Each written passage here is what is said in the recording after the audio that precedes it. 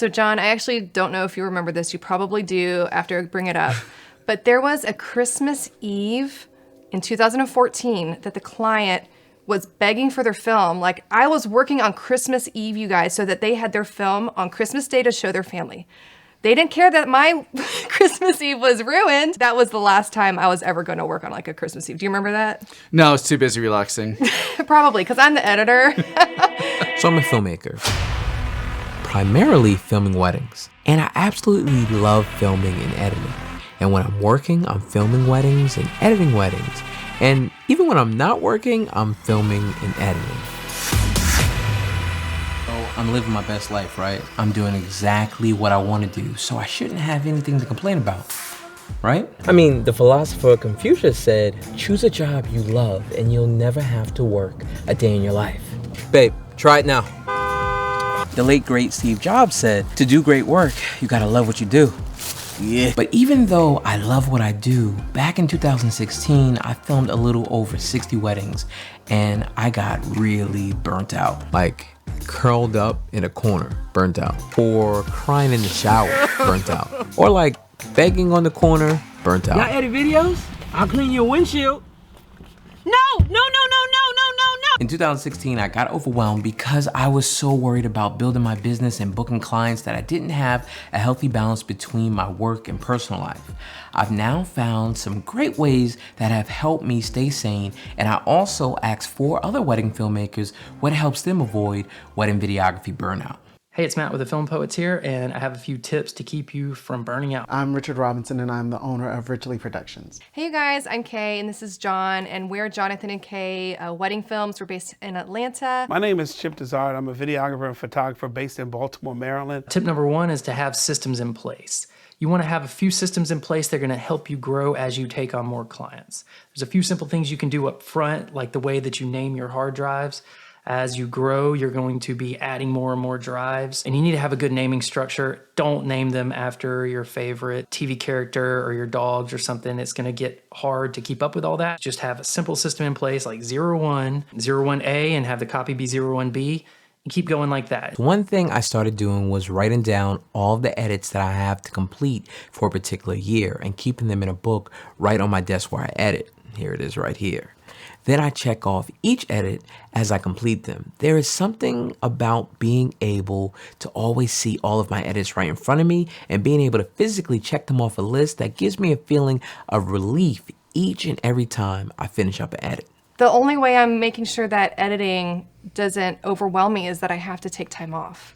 And maybe we have a longer turnaround time in our contract. Now, when we shoot a wedding, we want to get it back to the client as fast as possible. So that is not, like, I am not putting anything off, but knowing that an emergency can happen or knowing that we can take a vacation or whatever, that helps tremendously. So if you have too short of a turnaround time in your contract, let's say you're telling your clients you'll have it in a month, you guys, you're not giving yourself any time for emergencies, vacations, or just if you need to take a break or whatever, life's gonna happen. And so even though a month sounds like a long time, if you're doing 4 weddings in a month, you guys, you're gonna be burned out at that point. It was just last year I started to say, you know what, no matter how many wedding planners email me or call me, I am not taking a wedding this month. And it's hard, right? Because we need money to pay our bills. At least I do.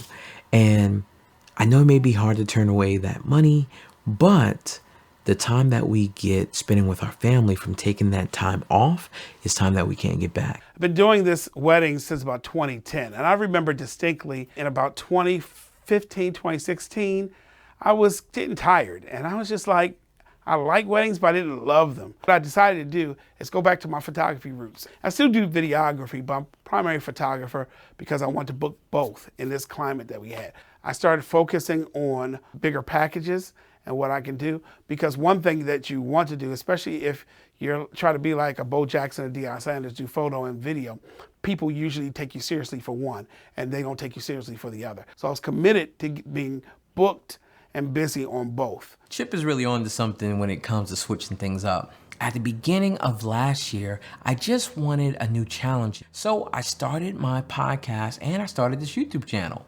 So now when I go to weddings and meet new people, I can invite them on my podcast. And if I have to test out some new equipment, I can do it at an event, share it with you guys, and help you with your film journeys as well. Another thing you need to do is to have a good CRM in place. So set yourself up for success, have a CRM in place before you need it. And when you do need it, it is already there running smoothly for you. And it's going to help taking on new clients, keeping everything organized. So for my client relationship management system, I use Tave. What this system allows me to do is kind of automate a lot of my redundant processes and tasks that come with owning a wedding videography business. For example, in Tave, I have all of my different quotes already written up. So as soon as a client emails me via my website, with 2 clicks of a button, I can reply to them with a full quote. Then they can sign the contract, pay their retainers, and final balances all within the original quote link I sent them. So having a CRM saves me so much time. I first experienced burnout in 2018. I did way too many weddings at too far of a low of a rate.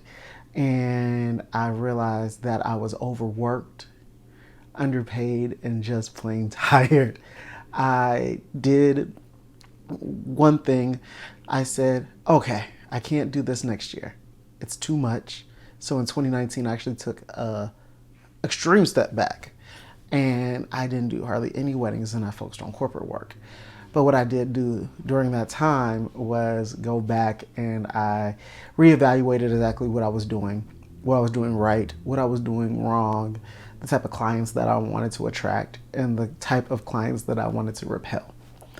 So for 2020, I am now working on getting all the clients that I want, realizing when it is okay to say no, and realizing that just because a client wants to pay you doesn't mean that that client is for you.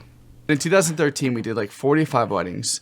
Not only that, but we were giving 2 creative edits per every wedding we did. From the viewpoint of a husband and wife team, the first thing I saw was, our time together was less and less. At the time, we were actually our living room was the same room that we were doing our work in. So I guess in proximity wise, we were close, but we weren't actually doing anything intentional with her time.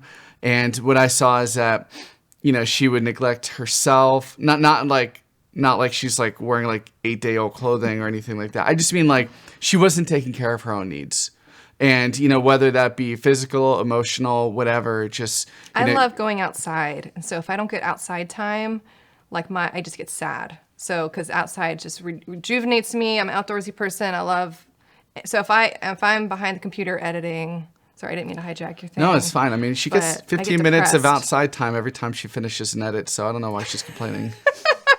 Now, when you're first starting, you're going to be doing all the work yourself, and that's good. It helps you to learn each role, but you will want to hand off some of that work at some point. And so as you grow, just remember that it's okay to hand off work that you don't want to be doing, like your bookkeeping, maybe some of the doc edits that you don't want to be doing, different things. Whatever's going to keep you sharp and focused and passionate, you need to clear the path so that you can just focus on that. We literally moved thousands of miles. Country.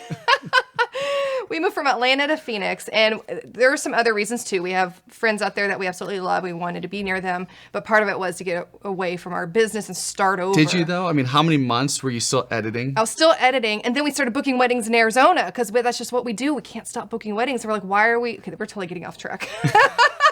Why are we starting a business in Arizona when we have a thriving business back in Atlanta? Plus, we have family in Atlanta, so we came back to Atlanta. Totally another story for another day. So when we came back, we were like, we're good at what we do. We need to keep doing this. We should not quit weddings. And so that just means we have to do something differently. So what that means for me, and this looks different for both of us because he relaxes differently than I do. For me, I want to create more of like a 9-to-5 schedule. At 5 o'clock, I am done working. I leave my office. I come down, start dinner, start a TV show, or going outside, or do whatever. Like I have my evenings like a normal person who works for somebody else. They come home and they have their evening to themselves. So that's a very strict rule for myself, as well as 2 days off a week. Imagine having 2 days off a week. Everybody else has 2 days off a week. So when we shoot a wedding on Saturday, I'm taking Sundays and Mondays off. Guys, I'm sorry to interrupt. Editing time is here. I just needed to write that down. Take 2 days off every week. I didn't even know that was a thing. I'm definitely doing that. I'm sorry, guys. Back to the video. And when you're first starting, you don't need a hobby. This likely was your hobby and it turned into a business. You're very passionate about it. So you are probably just learning everything you can. You're having fun doing what you do. As you grow, you really like scratch that creative itch with this passion, and it starts to become work. And you have to guard that passion that you have for this so that you can continually create great films for your couples. Now, to guard that work, you need to have some other hobby that will keep you interested and keep what you're doing here fresh. It's also really fun to start something new, start at the bottom and build up. So if you can start a hobby with a beginner's mindset and then keep that mindset when you come back to your craft of filmmaking, you can keep your passion and always be learning. I've identified that there's two types of people in our industry. There's the creative people and the people who are more business people who are trying to do creative. If you are the creative person, you need to take Kay's advice, because creatives need that type of separation and they need downtime in order to recharge, because you can't go from edit to edit and produce high quality stuff. You'll actually get more done as a creative if you intentionally take time off and build that into your schedule, because you'll be able to work way better, way more efficiently. For the business people, or the people who are looking at this from a business perspective, you need to figure out if you're offering too much, if you're offering too many creative edits for your price point, or you're just giving away too much, or maybe you need to raise your pricing. You know, when we burnt out in 2013, we were doing 45 weddings. It's a total of 90 creative edits. That's all me. It's all her. I did maybe 0.5%. I was still kind of editing back then. I wouldn't really call what I was doing editing. Just I don't remember that. fooling around with my computer with That's right. Premiere open. I tried to get him to edit. I totally forgot about that. Yeah. And what he did took 5 days to do. I could do in 5 minutes. Literally. And one more tip is to change things up. And by changing things up, that can be something as little as leaving your go-to lens at home. It can be something like approaching the wedding day in a completely different way. Don't get stuck in a rut. That will kill your creativity and accelerate any sort of burnout. And anytime you feel yourself starting to burn out, I suggest that you analyze things really quickly, see what you can change up, see what you can do, figure out where the problems are, and try to take those on before you start to feel burned out, because I've certainly felt burned out before, and you don't want to get stuck in burnout. It's actually hard to dig yourself out of a burned out feeling once you're there. And so be proactive about it and you'll be good to go. We burnt out. We moved to Arizona. We had a meeting where just why didn't it work? And because for some reason we wanted to get back in. I don't know why. We're lured us in. Don't get me wrong. For any of our couples who are watching this, we love weddings. They're amazing. We absolutely love them. We just had to we hash love out you. We just had to. Something. Sorry. Right. We needed how to figure out to make this work in life. But anyway, so we came up with this brilliant idea that we were going to do half as much work and charge more. And we were like, all right, well, if this is going to work, this is the only way it's going to work.